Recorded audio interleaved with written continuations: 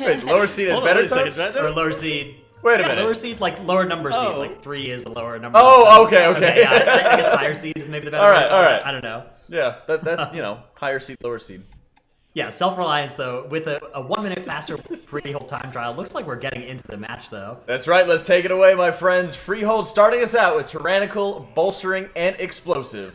Let's see how it goes. So Freehold, definitely one of those dungeons where you can do those huge pulls, but Bolstering actually preventing some of those bigger pulls, so we'll see what the teams do to play around Bolstering.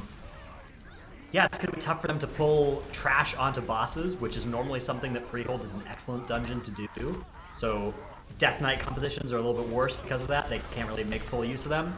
And both teams actually we're seeing on double Beast Mastery Hunter, which is remarkable because the Doppler effect Where's the mage? played mage. Yeah, they played mage in their time trial run of this very dungeon.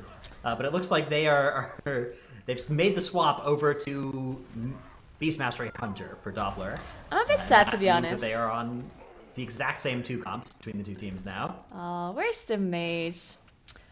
Feels bad. Either way, we see both of them running the double hunter, as you mentioned. Now, both did the same pull, actually. Both having 13% trash now.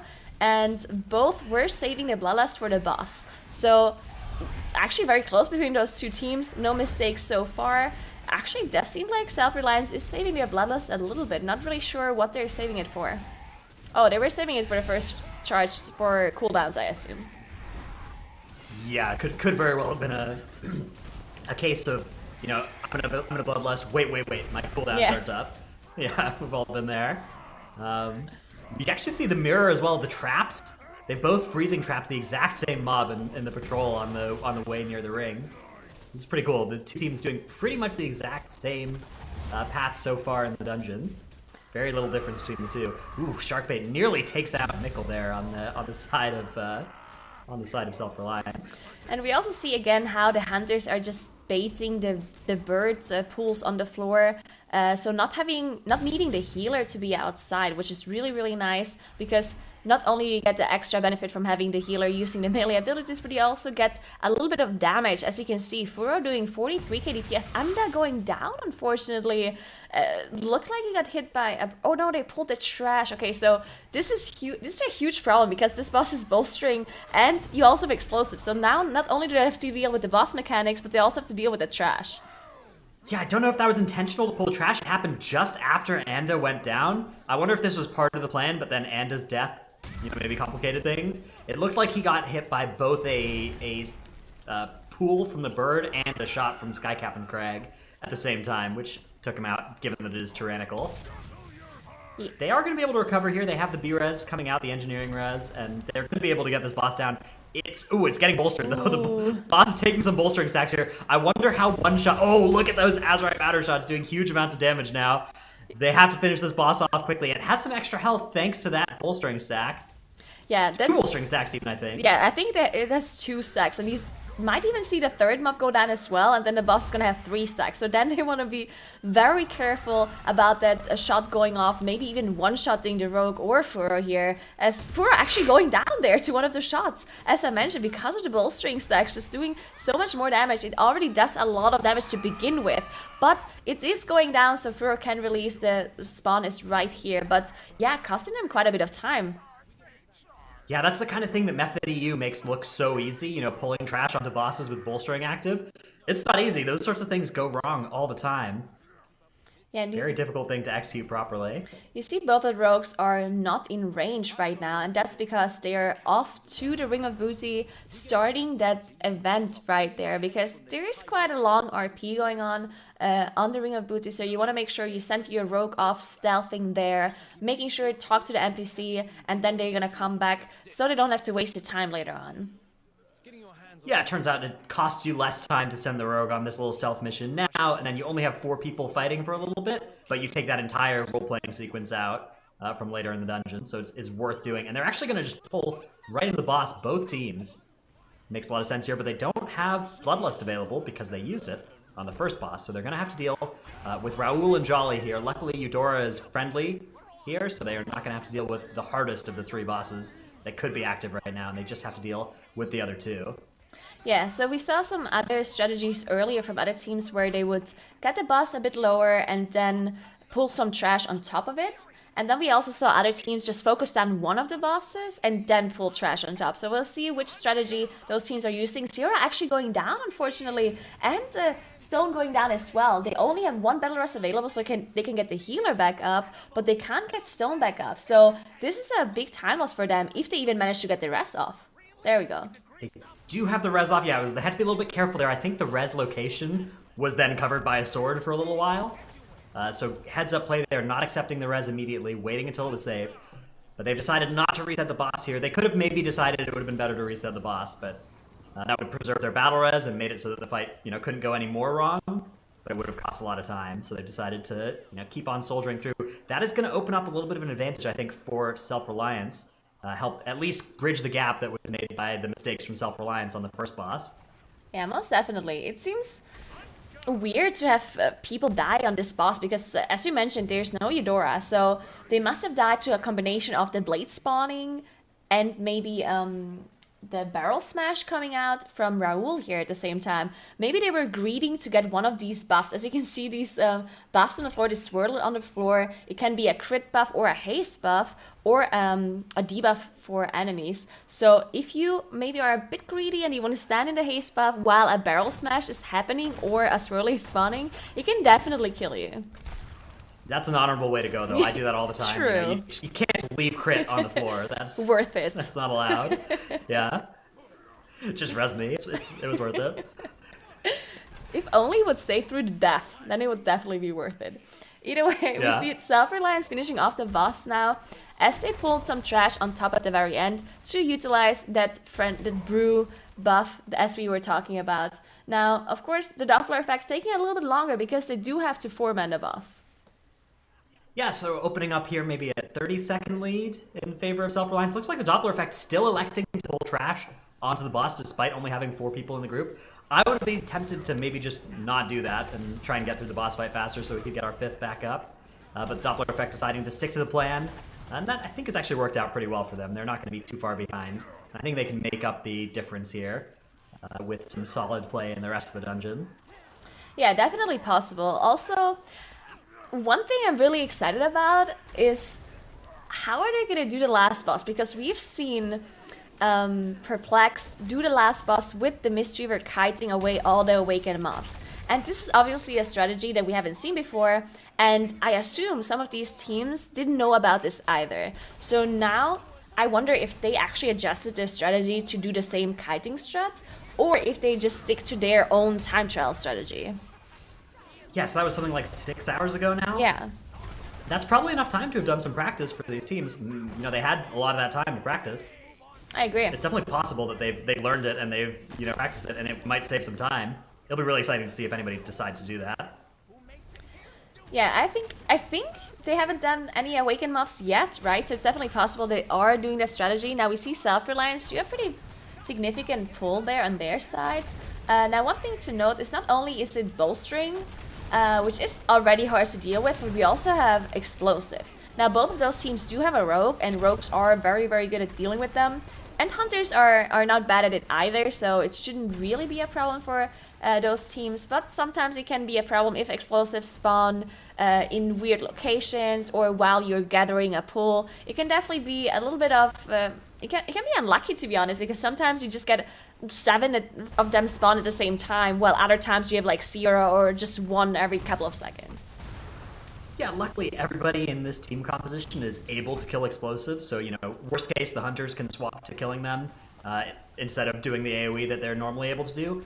And then in normal circumstances, just the rogue can handle all the ones that spawn without losing pretty much any damage, in fact, gaining a little bit. Yeah, this is both really... teams, though... You go. Both teams working on the same pull, about half an extra health bar on most of the mobs on the side of Self-Reliance, compared to the Doppler effect, who have pulled, I guess, yeah, again, we're seeing mostly the same mobs here, and they're deciding to, yeah, this is a cool pull, so both teams pulling in small mobs in the later half of this part of the pull, so they pulled a bunch of the big giants at the start of the Ludwig pull, and then they pull some smaller mobs at the end when they all have about the same amount of health, and that's going to be really effective for bolstering.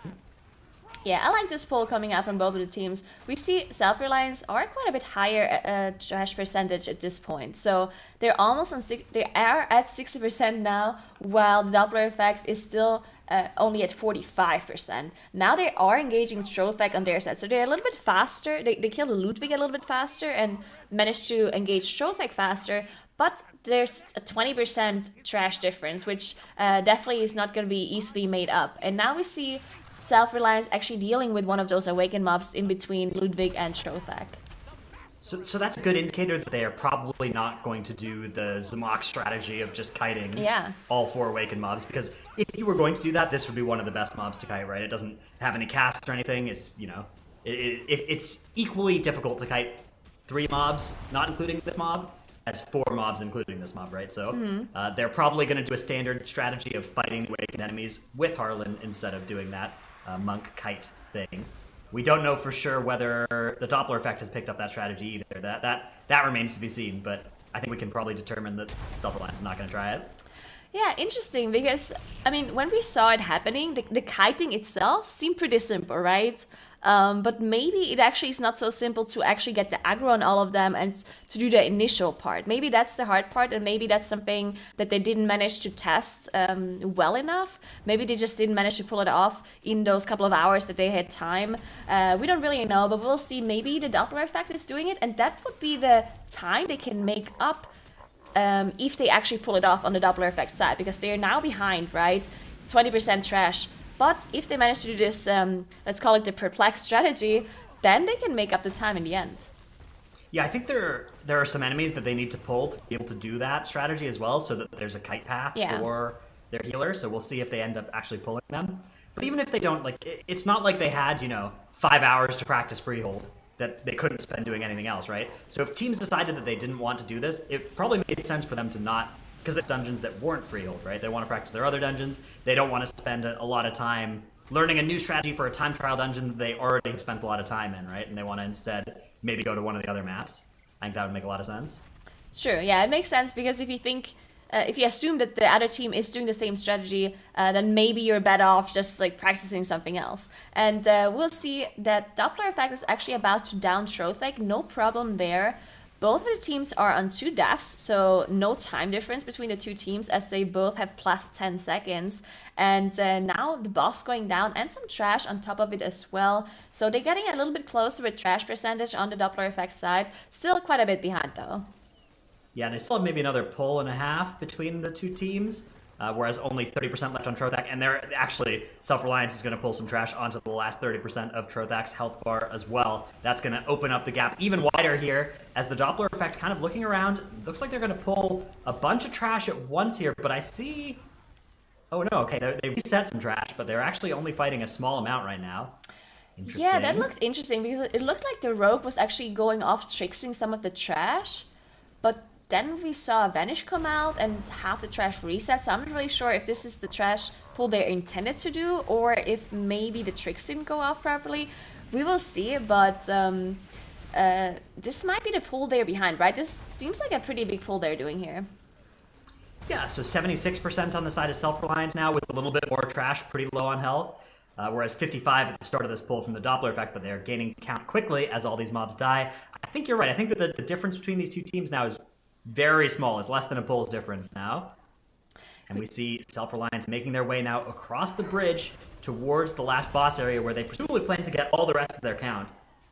Yeah, so they're running past the trash here, using their Shadow Melts to de-aggro all the mobs that they've pulled. And now we either see one of these trash pulls here with the Painful Motivation with the Ravagers. And yeah, that's exactly what they're doing. So they pull the double trash here. We see Ashwell actually off-tanking 3 of those mobs, because the Painful Motivation cast, it goes off on themselves, on the Ravager, plus 2 nearby mobs. Now, if you pull this together, it could hit the same target twice, and then we see the same thing that happened to Perplexed earlier, where one mob gets bolstered really high HP because he didn't get the Painful Motivation on them. One amazing thing they were doing here, though, Mikkel, at the same time as the 4 of them were killing those 2 Ravager packs, snuck ahead, CC'd 2 mobs in the other Ravager pull, and then fought the remaining ones in there to get some more count from that pull. So they've actually killed 3 of the enemies over there from 1 rogue stealth mission at the same time the rest of the team was doing that pull. That has brought them to 95% count, which I think will mean that they have enough once these 3 awakened enemies die, and they are into that last boss fight.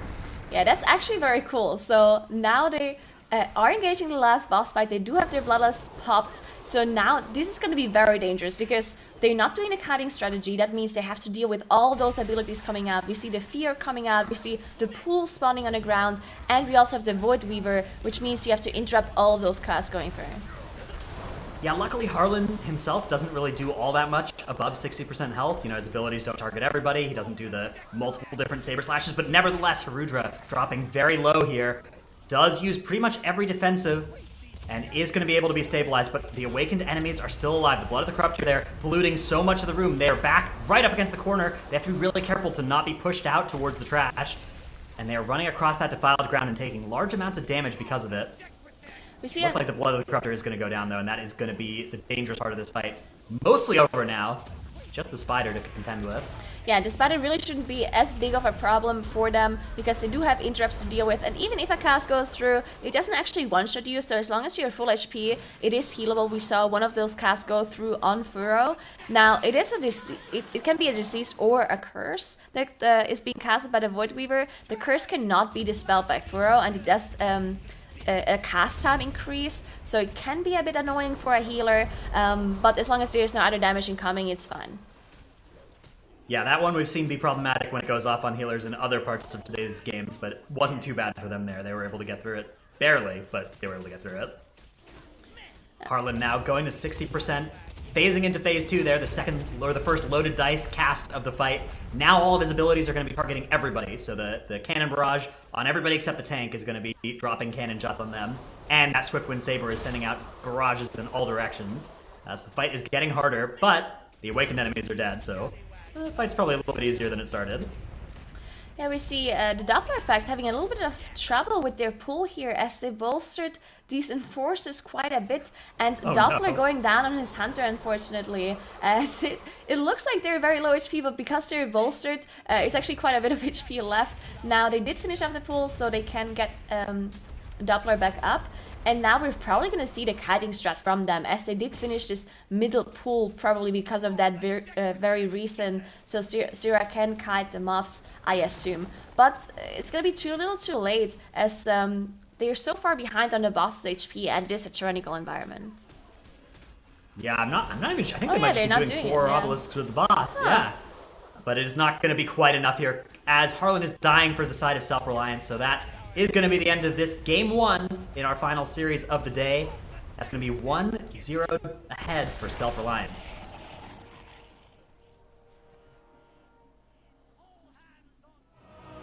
Number 1 over the Doppler effect, and well, it wasn't the fastest run. Jack is in fact muted currently. There we go. There you go. They got me. They got me on that. Well, actually, the stream heard it, so just you guys. Muted all of you guys. Okay. Don't worry. But as I was saying, Self-Reliance taking game number 1 off the back of a pretty decent Freehold run. But as well, Tettles, this wasn't really the fastest run that we'd seen. Obviously, because they didn't kite all of the awakened mobs at the very end all around the room. Yeah.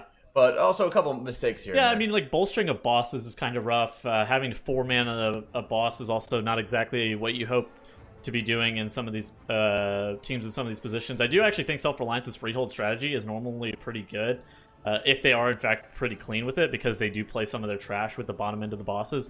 And if it can be fine, then it looks pretty good. But the downside, the risk of that is obviously you're going to bolster Skycam Crag occasionally. So there is some risk-reward with it. They also do play 1 fewer obelisk than we have seen from other teams previously on Freehold. But I think both of these teams do have some moments of brilliance and did have some moments of brilliance for that. I think Doppler being on that Hunter is a pretty good thing for the Doppler effect in the long run, though. Yeah, I think it also requires some practice, because we did see quite a few early deaths in that one, Nagura.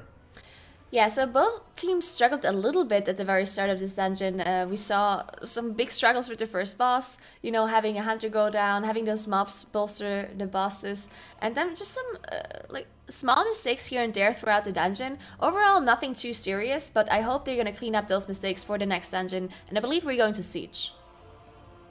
Yep, unless they haven't... Let me see if they vetoed it already, but we'll check on that. But first, we got our replays as well. Yeah, so it's definitely a pretty interesting dungeon. Just the Freehold in the bolstering environment with the explosive, it can be very dangerous. And just knowing which mobs have mismatched health, when you should proc the RP versus when you should actually just like play the boss or play all the mobs is really important just to be able to deal with it. Because a lot of the times you want to be just downing downing the trash altogether in one large pull, but there are mobs like brine scales and whatnot that have mismatched HP. So they really need to be able to deal with that. Self-Reliance and Doppler were both like neck and neck going into the very first part of this instance, but then Self-Reliance just starts slowly chipping away with some of their strategy, some of their bigger pulls that they're doing. They look like they're neck and neck on Trothak, but unfortunately, I believe that Self-Reliance was like 25% ahead of Doppler Effect, and that was like pretty much sealing the deal for them. Basically, the match was over at that point. It just goes to show how much they're able to snowball a victory on top of that as well. So, with the next couple dungeons coming up, I mean, as you mentioned, Siege, for example, they were both teams were very close to each other. They're less than a minute apart, and I don't think we've even seen any Siege today, Dratnos. Yeah, let me check my calculations here. I don't think we have. Because they've all been banned, right? Okay. Yeah, I think so. If there were any Siege matches, I'm forgetting about them, which. I guess doesn't mean there weren't. I was making sure. Because we haven't seen these guys in action on it, and I believe it was Tedos who mentioned it as well, that there was the mage being used on the side of the Doppler effect in time trials, but they switched off the mage when they went into tournament play there. Yeah, it's super interesting that they ended up swapping off of that. I do wonder what the reasoning was. Maybe Doppler was actually just trying to get a little bit more practice with that Hunter. Hunter does, definitely seems stronger than Mage, just for most things MDI related. Even if Doppler is like a significantly better Mage than he is a Hunter, but he does need practice on it, and it does take time. So just throwing him in like trial by fire, it may be for his benefit and for the team's benefit in the long run. Yeah, we've seen a number of times where the MDI is really requiring a lot of these players to start switching into roles that they're less than comfortable with Nagura, and we've seen teams who are extremely good at being able to multi-class and others that have really struggled as well. Yeah, I mean, we've had so many instances where someone was trying to bring their class maybe in certain dungeons because, you know, it's like, oh, but maybe in Toldagor I can bring my Warlock, or maybe here I can bring my Mage. And so many people tried to bring their main spec / main, and in the end they all switched off of it anyway, because at some point it just forms a meta, and if there's a certain thing that you're missing out on, if you miss Shadow Mel because you're playing an Elemental Shaman, or you miss a Shadow Mel because you bring a Holy Paladin, or you miss certain utility and you can't do a pull because of it, in the long run it's just gonna hurt you. So I think most teams are gonna switch to that meta that will form over the next couple of weeks, and maybe Mage will work in some dungeons because it is really good in live servers. Yeah. So we'll have to see. I mean, it's also really good in Toldagor. Like, it's actually Yeah. exceptionally good in Toldagor and Siege of Boralus, I feel like, just because of how Ring of Frost ends up working out.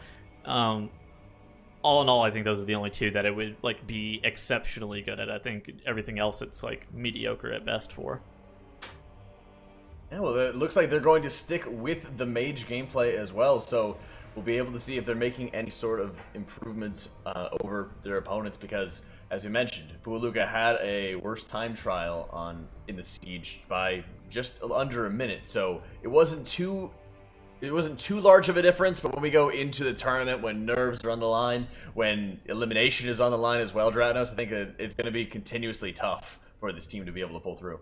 Yeah, absolutely. I think that, you know, this is the last game that the Doppler effect may get to play. Like, if they lose here, this is it. So it all comes down to this. You know, from here, every series for them is going to be an elimination series, but down a map, now they have to win this Quick game. question before I go to the analyst layer. Alliance or Horde Siege of George Boralus? Settles. Alliance. Alliance? Yeah, you have to pick Alliance They for both these play things. Alliance. But, well, Yep.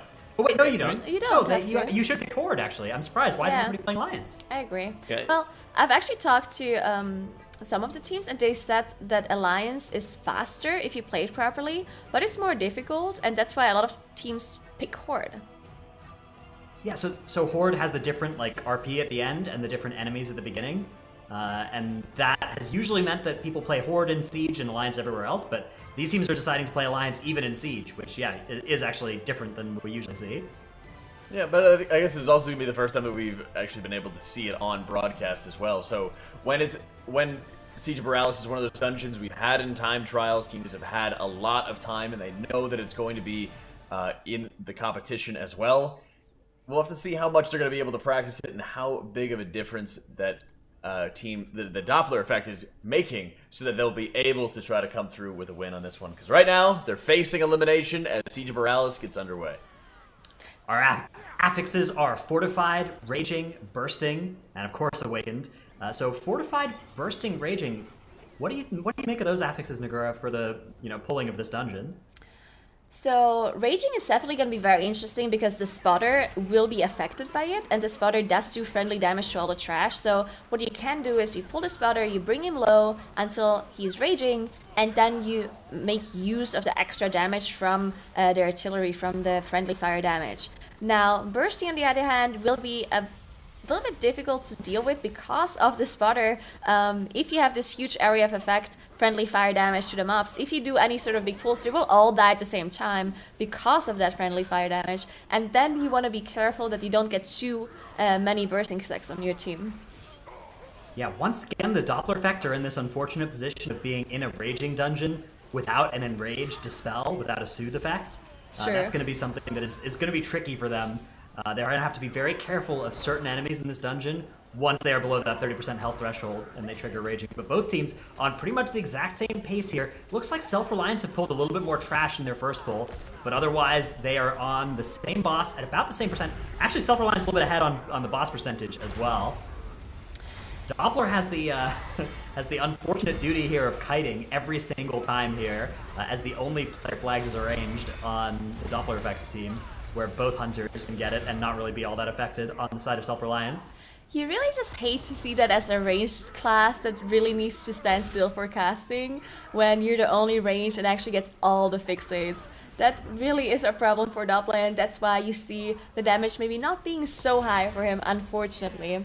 Now, one thing I wanted to mention about Raging actually is that I feel like in the MDI environment, the Raging Dispel is not actually as important as it might seem for a lot of dungeons, because when you do those kind of huge pulls as those MDI teams are doing, you can't really dispel all of the Raging anyway, even if you had dispels, right? Because if you have 10 raging mobs at the same time, you can only dispel 2 of them if you have 2 hunters, and then you have a 10-second cooldown on it, and then you can dispel 2 again. So I think it's important for those kind of mini bosses like Shadow of Sul, for example, but outside of that, I don't think it's actually that required, because your tank has to kite anyway when you have 10 mobs that are raging at the same time.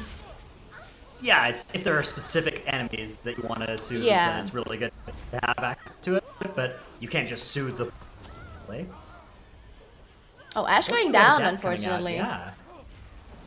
That's what you want to see on a pull like that. Looks like they are not going to commit the battle, saving the battle res. Often it's tempting to just use one of those, but I guess they don't have a fast battle res anyway, so Ash just going to release and run back. Not a far run back at this point in the dungeon either, so it's not going to be too costly a death, but they were opening up a little bit of lead. This is going to shrink that lead a little bit from Self-Reliance. True. I mean, we also have the different kind of comps, so I'm going to be interested to see what they're going to do, what the differences are going to be in their strategy, because what a mage is good at is huge burst when you have your combustion ready, right? So I really want to see them play around it a little bit, because outside of that huge burst, the hunters are so much better at consistent AoE DPS, so they can just do constant pulls, right? And if the Doppler effect doesn't play around the mage's combustion properly, then what's the point of running the mage, right? Well, I think one thing that'll be really useful for the mage in Siege Boralus in particular is that last boss fight with awakened enemies. Mage might be one of the few specs in the game that has enough burst to kill the challenging awakened enemy and the gripping tentacle before you die on that first platform. So that might be something really cool that the Doppler effect has access to with their composition. I agree with you though, throughout the rest of the dungeon, I think that you'd rather be on the Beast Mastery Hunter than the Mage. Sure. Well, I think one thing that'll be really useful for the mage in Siege Boralus in particular is that last boss fight with awakened enemies. Mage might be one of the few specs in the game that has enough burst to kill the challenging awakened enemy and the gripping tentacle before you die on that first platform. So that might be something really cool that the Doppler effect has access to with their composition. I agree with you though, throughout the rest of the dungeon, I think that Wow, so the Doppler effect actually dropping really low there. We saw all of those bursting stacks being applied as they were finishing off one of those pulls. But Sierra did manage to heal everyone up. But now really dropping so low with those bursting stacks. Now one thing you want to look at when you have bursting is that you don't actually roll the bursting stacks, because getting a high amount of bursting stacks is not as bad as rolling bursting stacks for a really long duration of time, right? Because healers have cooldowns they can use in case you have a high amount of bursting stacks once. But if you have 3 stacks and then at the very last millisecond you kill them up and then it refreshes to 4, refresh to 5, refresh to 6, then is when the healer is going to struggle, because at some point you're just going to run out of cooldowns. Yeah, it actually does more damage. Like a 3 stack that extends into a 4 stack that extends into a 5 stack. That's going to do more damage than like an 8 or 9 stack would. Yeah, if it exactly. was handled cleanly. Yeah. Both teams, though, are I think pretty good at handling that. One thing that can complicate things in Siege of Boralus is those Ashvane spotter shots. You sometimes, you see one of those and you're like, oh no, that's going to extend bursting, but it's too late. And it's not even like player damage that's causing the problem. Doppler channeling that latent Arcana. That's the Ajar's Font of Power trinket. Means that they are planning to combust in about 20 seconds, a little bit less than that. And that is going to be on this pull here. I wonder if they're going to do it with the boss. That would be a nice combustion, because the combustion actually lasts long enough, I think, that they might be able to get it like on the boss here before they are going to pull right into the boss. So let's see how low they can get this boss before it goes up for its first phase. This is like a 10-second window, and they've got a Fire Mage combusting on it. The boss is already at 75% health. Oh my goodness. Okay, so that was a great pull coming in by the Doppler effect, but Self-Reliance actually doing the same thing. They did do the same pull. Now, of course, they get the boss a little bit less low because they don't have this huge combustion coming out. So for Self-Reliance, the boss is on 71%, while the Doppler effect got the boss to 57%. That is the Doppler effect right there. Yep. The combustion there. Taking Dread Captain Lockwood down by so much. That's really useful here. I wonder if that's going to mean that they can finish her off in 1 phase instead of 2. I think that it's definitely possible on this Fortified setting, although Doppler's not going to have combustion or much of anything besides, maybe 1 Rune of Power and 1 Meteor here and there. Those effects coming out, but I'm not sure if that's going to be enough to push Dread Captain Lockwood in just 1 phase. We'll see. Her energy bar is what we're watching here for both teams. When that energy bar hits 100%, after a couple seconds, she'll jump back up onto her boat. The question is whether they can kill her before that happens. Very close. Here you can actually see the difference between having the burst damage from the mage and having the hunter damage, because as you can see, Self-Reliance did manage to finish off Lockwood, even though they didn't have this huge amount of damage in the first phase, but it just evens itself out because they have more consistent damage. They managed to get the same amount of damage onto the boss in 2 phases as the Doppler effect got in their first phase, basically. So that's why both of them managed to kill the boss, and the mage combustion didn't actually really give them any advantages at all.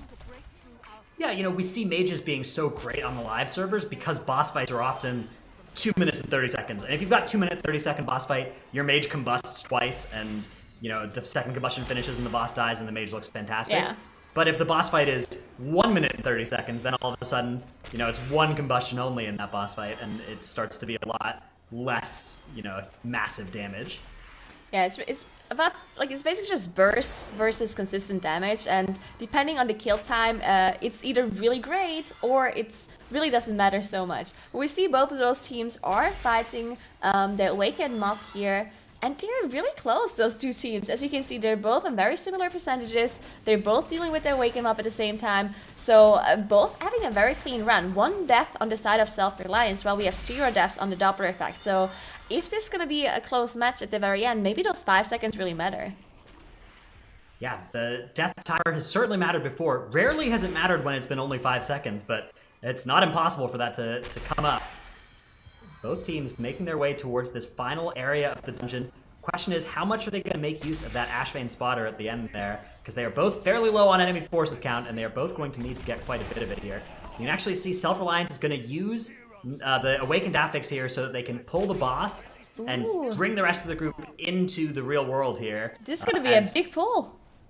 Yeah, Okay, Yeah, so this is gonna be massive. We'll see how they pull this off as they pull the whole Dark Fathom trash room here. Now they actually do have some traps here on the right side, as you can see. Some of the mobs are being CC'd, so they didn't pull everything, but this looks very interesting as they're pulling everything on top of the boss. We see the Doppler effect doing a very similar pull on their side as well. If they can both pull this off. Oh, Doppler unfortunately getting stunned here by one of those. Yeah, that was honest commander combustion as charges. well. Oh no. But he did have ice That's, blocks to get rid of the stun at least. Definitely brutal there. Wow, Doppler's combustion still being very effective though, as that ignite spreads around, doing that huge damage to everything. But look at those Beastmaster Hunters. They are also putting out massive AoE damage here. This is so interesting to see these two different compositions. For Doppler. Oh, they lose Doppler here, they lose Zero as well at the same time. They don't have... They actually have 2 battle rests, but no one can rest them immediately. This is going to be a full team wipe for Doppler effect, unfortunately. Yeah. And that's the drawback of playing with these engineering reses Yeah. instead of the classes that have the instant battle reses. You know, like the Death Knights or the Druids with the cast time, those sorts of things. Those can save a wipe like that, where there's a couple seconds to cast it, but not there. That would a 4-second cast time while you're being attacked by the boss. That's not realistic. So they end up having a full team wipe there after almost putting that massive pull onto the boss together. Meanwhile, Self-Reliance have managed to do that. They've got it's a little bit more conservative, right? They've got some mobs trapped over there that weren't trapped on the side of the Doppler effect, but they are retrapping even, so they're still only at 62% enemy forces. They are going to need to go get more. I assume they're going to go back and get like mobs with the spotter after this boss fight finishes. And here you just see how dangerous these kind of pulls really are. I mean, the Doppler effect, I think the biggest reason why they wiped was because Doppler had to use the ice block when he got stunned by the commander, and then he didn't have the ice block for the actual bursting stacks later on. And it's so easy to get stunned by a commander because when there's so many animations going on and so many mobs being stacked on top of each other, it's really, really hard to see in what direction the commander is looking at to see the charge. So just getting hit by one ability means that you have to waste your immunity and you lose a lot of damage because you're in combustion, and then you don't have your immunity for the bursting stack. So it's just a chain reaction from one small mistake.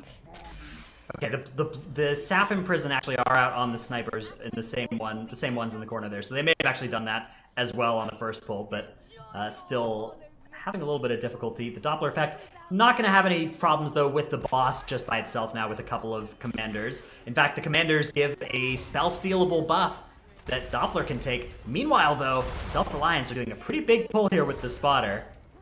Yeah, we see them pull the snipers here. Now, those snipers do a lot of damage because they target random people and cast shoot. Now, what we sometimes see is a safer pull where they just use CC on the snipers, then they engage the spotter, and then they just kill off the snipers without actually engaging them, because this friendly fire here that the spotter does not actually break CC. So you can have a whole trash group CC'd and still kill them off with the friendly fire, as long as you just tag them at the very end before they die. Yeah, it may seem not like very much, you know, just 4 snipers, not very many enemies, but each one of those does a huge amount of damage, especially with their ricochet cast. They were able to manage to get through that even with them casting, and they were able to do it a little bit faster because they were DPSing instead of leaving them crowd controlled, but it was definitely a bold pull. And that had so an extra benefit of that was that AoE brought the spotter into raging range. And so now that spotter is raged for free, and they're able to use that against all of these pirates in this area, who will be taking double damage from that artillery barrage, and it's only going to take a couple of shots of that to kill them.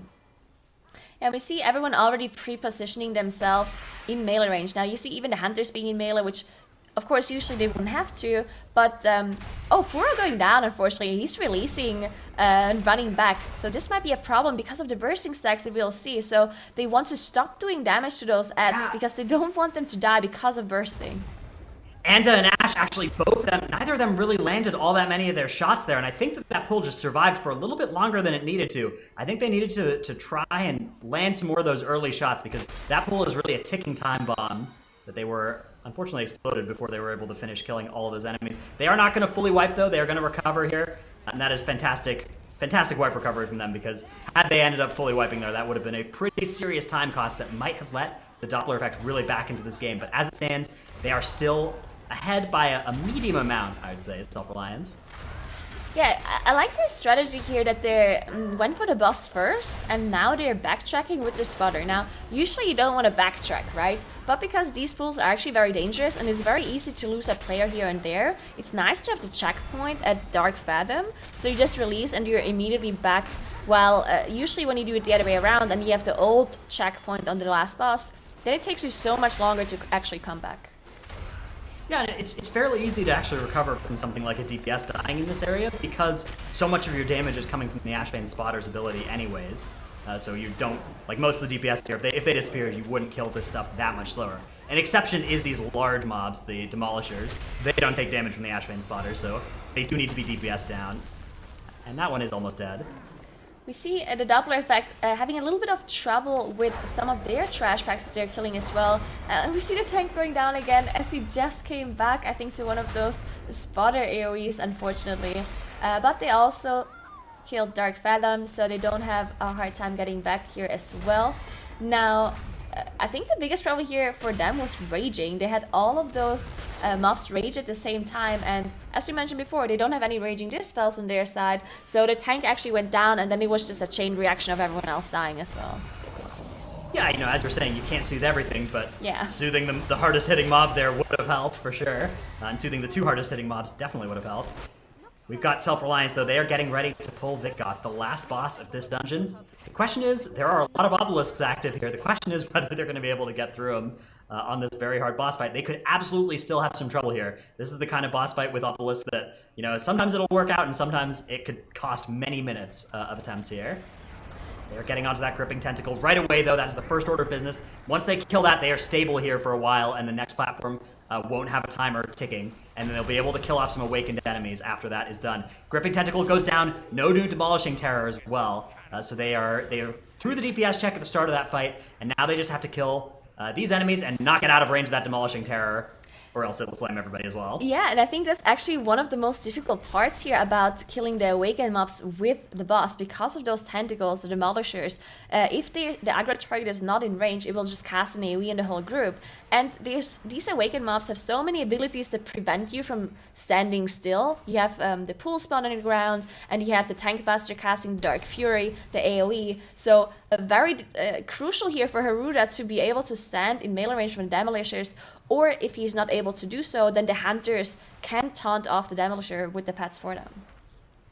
Yeah, the hunter pet taunt on Urgroth, very useful here. That is absolutely taking huge amounts of damage off of Harudra, who would otherwise, you know, they can live the Spirit Breaker, but it's not easy. Very nice to have those hunter pets, those core hounds. Actually, they can put a defensive on themselves, a 50% damage reduction on themselves. That means you don't even have to revive the pet, which means that it's very low cost for the hunter pet to do that taunt. They are about to finish off these two mobs, and somebody's going to have to go and shoot that cannon from the first platform. Let's see which of these hunters goes on a little journey here. It looks like it's going to be Anda. Oh, although Anda unfortunately gets affected by the debuff on his journey there. So he's going to be taking some damage. Oof. Down to 20% health, actually, on his run back. Furrow's going to have to go and make sure he heals him on the way back. And there's the life cocoon that comes out to make sure that he doesn't die on the journey back. They're going to kill this demolishing terror, and then they will all in and try and kill the gripping terror before the next demolishing one spawns. That's going to be the next order of business here. That timer starts when they hit the gripping terror. So we see the Doppler effect now also managed to get to the boss here as they pop their bloodlust, and now we're going to see that combust come out of Doppler to finish off those awakened mobs for them as well. But at this point, it's just going to be too little too late, as Stone also goes down here, unfortunately, during the bloodlust, and they also have 5 more deaths, meaning 25 more seconds on the counter. I'm not really sure what the plan was here from the Doppler effect, because Doppler combusted into the gripping terror, but the awakened enemies weren't next to it, so they weren't getting ignite spread onto them. It seems to me like the point here should be to spread a massive ignite that kills everything from that first combustion, and I don't think that they were able to do that with their positioning there. Yeah, that definitely felt weird that he's using his combustion for the gripping without actually making use of that cleave. But it seems like they're having a full group wipe here, as they did not manage to recover after Stoneface went down on the Demon Hunter, unfortunately. As Self-Reliance, on the other hand, they already are on the last platform, and they're about to finish off their gripping. And once they finish off the gripping, they can do the last shot and finish off the boss. Yeah, now it is possible to miss this shot. I have done that before. You did? How did you manage that? But it looks like Self-Reliance not going to run into that problem. They are going to shoot. That's going to...